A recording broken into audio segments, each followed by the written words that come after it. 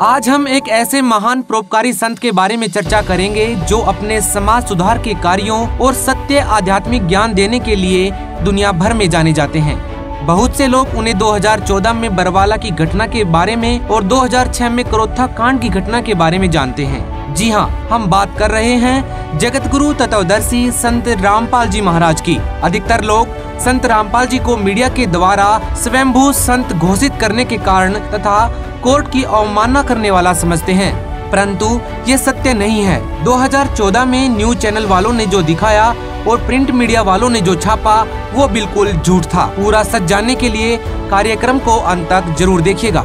आइए जानते हैं कि कौन है संत रामपाल जी महाराज, जिनसे आध्यात्मिक ज्ञान चर्चा करने के ख्याल मात्र से सभी धर्म गुरुओं के हाथ पैर कांपने लगते हैं। आखिर संत रामपाल जी महाराज जी को जेल क्यों जाना पड़ा? चलिए इन तमाम पहलुओं पर विस्तार से चर्चा करते हैं। सबसे पहले संत रामपाल जी का जीवन परिचय जानते हैं। दोस्तों, संत रामपाल जी महाराज सतलोक आश्रम बरवाला, जिला हिसार, हरियाणा के संचालक हैं, जो पवित्र शास्त्रों के अनुसार कबीर भगवान का सच्चा आध्यात्मिक ज्ञान प्रदान कर रहे हैं। मासा घटे न तिल बधे, विद न लिखे जो लेख, सच्चा सतगुरु मेट कर ऊपर मार मेघ। उनका जन्म 8 सितंबर 1951 को भारत के हरियाणा राज्य के सोनीपत जिले के गोहाना तहसील के धनाना नामक छोटे से गांव में एक किसान परिवार में हुआ।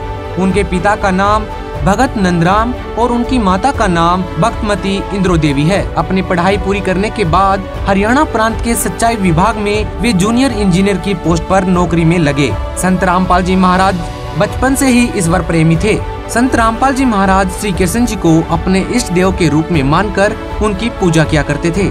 श्री कृष्ण जी के अलावा भी बाबा श्याम जी, शिव जी, माता दुर्गा और हनुमान जी के वो अनन्य मन से भक्ति किया करते थे।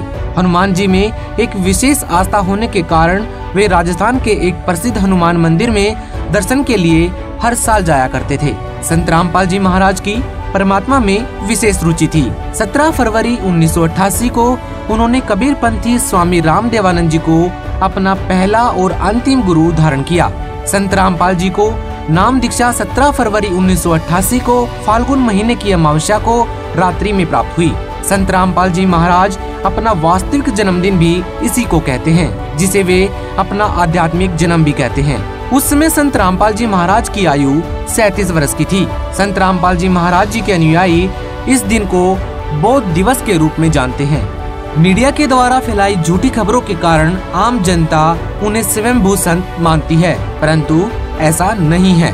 सन 1993 में स्वामी रामदेवानंद जी महाराज ने संत रामपाल जी को सत्संग करने की आज्ञा दी तथा सन 1994 में नामदान करने की आज्ञा प्रदान की। स्वामी रामदेवानंद जी ने वर्ष 1994 में उन्हें अपना उत्तराधिकारी यह कहते हुए चुना था कि इस पूरी दुनिया में आपके जैसा कोई दूसरा संत नहीं होगा। ये सारा विवरण प्रसिद्ध फ्रेंच भविष्यवक्ता श्री नास्ट्राडामस जी की भविष्यवाणी से पूर्ण रूप से मेल खाता है, जो पृष्ठ संख्या 44-45 पर लिखी है।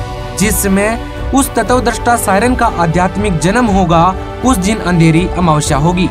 उस समय उस विश्व नेता की आयु 16, 20, 25 वर्ष नहीं होगी। वह तरुण नहीं होगा, बल्कि वह प्रौढ़ होगा और वह 50 और 60 वर्ष के बीच की उम्र में संसार में प्रसिद्ध होगा। वह सन 2006 होगा।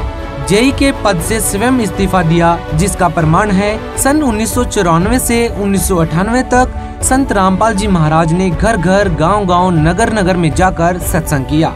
1994 से आज सन 2021 तक 27 सालों में उनके बहुसंख्या में अनुयायी हो चुके हैं। भक्ति मार्ग में लीन होने के कारण संत रामपाल जी महाराज ने अपनी जेई की पोस्ट से सन 1995 में त्याग पत्र दे दिया, जो हरियाणा सरकार के द्वारा 16 मई 2000 को पत्र क्रमांक 34923500 दिनांक 16 मई 2000 के तहत स्वीकृत है। आखिर संत रामपाल जी को जेल क्यों जाना पड़ा? ऐसे न्यूज की टीम ने इस प्रश्न का उत्तर जानने के लिए एक स्पेशल पड़ताल की। एक तरफ तो बिकाऊ मीडिया के द्वारा फैलाई और दिखाई झूठी खबरें थीं और दूसरी तरफ संत रामपाल जी के अनुयायियों के बयान थे। हमने इस बात की जड़ तक पहुंचने के लिए संत जी के आश्रमों से लेकर उनके घर तक की जांच की। आश्रम के आसपास रहने वाले लोगों के साथ और आश्रम में रहने वाले उनके अनुयायियों से बात की। अंत में हम इस नतीजे पर पहुँचे कि 2014 में हुए बरवाला कांड में संत रामपाल जी और उनके अनुयायियों के साथ घोर अन्याय हुआ है। 18 नवंबर 2014 को हुए बरवाला कांड में बीमार अवस्था में ही संत रामपाल जी महाराज ने कानून को सर्वोपरि रखते हुए स्वयं को हरियाणा पुलिस के हवाले कर दिया था, जबकि उनके पास कोर्ट से हाजिरी माफी का पत्र और डॉक्टरों के द्वारा किया जा रहे इलाज के सभी सबूत थे, परंतु दबाव के कारण उन्हें जेल भेज दिया गया। संत रामपाल जी पर लगाए गए अधिकतर केसों में संत रामपाल जी और उनके शिष्य बरी हो चुके हैं।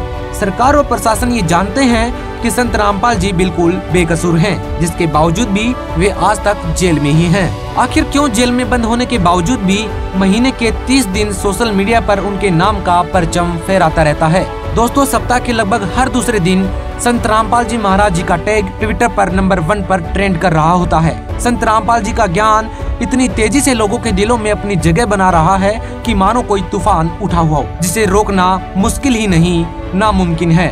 संत रामपाल जी के शिष्य ट्विटर, फेसबुक आदि सोशल मीडिया प्लेटफॉर्म पर समाज सुधार के कार्यों से संबंधित टैग चलाते रहते हैं। टैग के माध्यम से संत रामपाल जी के द्वारा बताए जा रहे शास्त्र आधारित ज्ञान और सत्संगों को देखने के लिए लोगों को प्रेरित करते हैं, ताकि संपूर्ण मानव जाति का उद्धार हो सके। यही संत रामपाल जी का उद्देश्य भी है कि कबीर जी के बताए मार्ग पर चलकर हम सभी सतलोक हमारे निज धाम यानी कि हमारे उस स्थान पर पहुंच सकें जहां पर कभी जन्म मृत्यु नहीं होती है। टॉप ट्रेंड इसलिए करते हैं क्योंकि लोग उन्हें बेहद पसंद करते हैं। उनके टैग्स जैसे कि #stop killing animals, #stop dowry system, #stop consuming intoxicants, #boycott Bollywood आदि सामाजिक बुराइयों पर एक कड़ा प्रहार करते हैं। संत रामपाल जी समाज सुधार के अनेकों कार्य कर रहे हैं। रिश्वत, मांसाहार, नशा, चोरी, बलात्कार, मिलावट, अश्लीलता, नाच गाना, दहेज प्रथा के खिलाफ भी संत रामपाल जी के टैग्स खूब ट्रेंड करते हैं, क्योंकि सभी लोग इन बुराइयों के खिलाफ एकजुट सोच और आवाज करके इन बुराइयों को समाज से सदा के लिए मिटा सकते हैं। सतगुरु रामपाल जी महाराज धर्म के नाम पर चल रहे गोरख धंधे को उजागर करके पाखंडियों का खुलेआम पर्दाफाश करते हैं। धर्म ग्रंथों के यथार्थ ज्ञान के आधार पर प्रमाण देकर नकली गुरुओं की पोल खोलकर पाखंडवाद का सफाया करते हैं। इसके अलावा व्यवस्था में व्याप्त भ्रष्टाचार को भी सार्वजनिक करके उसकी जड़ों को उखाड़कर फेंकने का कठिन कार्य भी संत रामपाल जी महाराज ने किया है। नशाखोरी, दहेज प्रथा जैसी कई सामाजिक कुरीतियों को बंद करने के लिए भी कई महत्वपूर्ण कदम उठाए हैं। रक्तदान, अन्नदान और देहदान आदि परमार्थ के कार्य करने के लिए लाखों लोगों को प्रेरित किया गया है। आज संत रामपाल जी महाराज जी के सानिध्य में सैकड़ों जगहों पर निशुल्क रक्तदान शिविर और देहदान शिविरों का आयोजन किया जाता है। संत रामपाल जी के आश्रमों में 24 घंटे निशुल्क भंडारा भी चलता रहता है। संत रामपाल जी महाराज बताते हैं कि मनमानी परंपराएं, शास्त्र विरुद्ध साधनाएं और लोक दिखावा भक्ति मार्ग में बाधक है। सामाजिक कुरीतियों जैसे कि दहेज प्रथा, विवाह में बैंड बाजा डीजे बजाना, बेशर्मी से नाचना, लोक दिखावा और फिजूल खर्ची, नारी के प्रति असमानता और उपेक्षा पूर्ण भाव रखना, जादू टोना, मंत्र तंत्र और मनोकामना पूर्ति के लिए जानवरों की बलि देना जैसे अंधविश्वास करना, शारीरिक और मानसिक विकास को विक्षिप्त करने वाली बाल विवाह प्रथा, 4 वर्णों की भेदभाव की अन्यायवादी वर्ण व्यवस्था, मृत्यु भोज, जन्म उत्सव, पटाखे बजाना और अन्य सारे त्योहार मनाना सब त्यागने योग्य क्रियाएं हैं। इनके साथ समाज को बांटने वाले जातिवाद, संप्रदायवाद, अक्षेत्रवाद, भाषावाद, प्रांतवाद आदि कुरीतियों को जड़ से समाप्त करना आवश्यक हो गया है। संत रामपाल जी के द्वारा दी गई शिक्षाओं से उनके भक्त सभी कुरीतियों से पूरी तरह से दूर हो चुके हैं और लोगों को भी इन बुराइयों को छोड़ने के लिए प्रेरित करते हैं। यही कारण है कि संत रामपाल जी महाराज के जेल में होने के बावजूद लाखों लोग उनसे नाम दीक्षा ले रहे हैं, क्योंकि उनका सत्ज्ञान ऐसा है जिसे समझ में आ जाता है, फिर वह बुराइयों से कोसों दूर हो जाता है।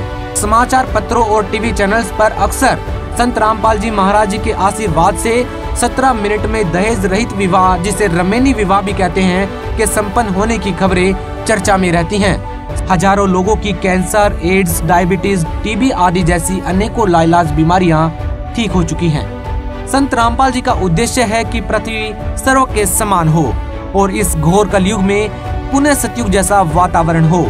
जीव हमारी जाति है, मानव धर्म हमारा, हिंदू मुस्लिम सिख ईसाई धर्म नहीं कोई न्यारा।